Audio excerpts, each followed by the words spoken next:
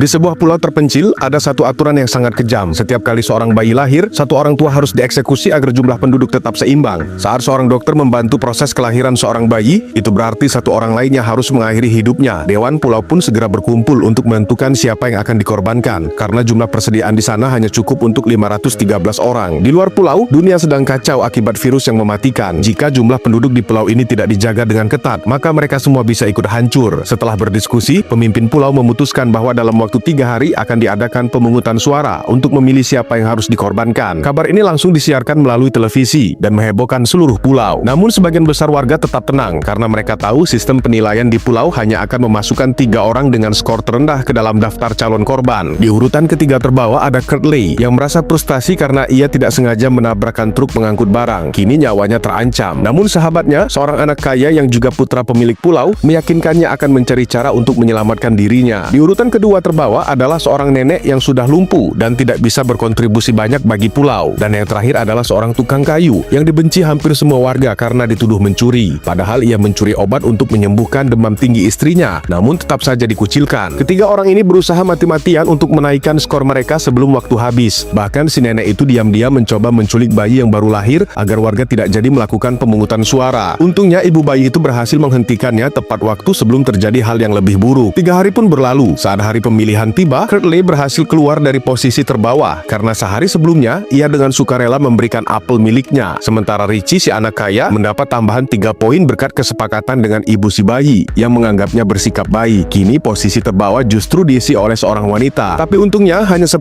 orang yang memilihnya, jadi ia masih selamat untuk sementara waktu. Namun ibu dari bayi yang sempat dicoba diculik oleh si nenek merasa marah dan mulai mengajak warga lain untuk memilih nenek itu. Ditambah dengan tukang kayu yang juga masih berada di posisi terbawah. Total suara nenek itu menjadi 35. Ketika giliran tukang kayu naik ke podium, hampir semua orang mengangkat tangan. Ia mendapatkan suara terbanyak, 210. Saat ia benar-benar merasa tak ada harapan, tiba-tiba sang istri berdiri dan mengungkapkan sebuah rahasia mengejutkan tentang pulau itu.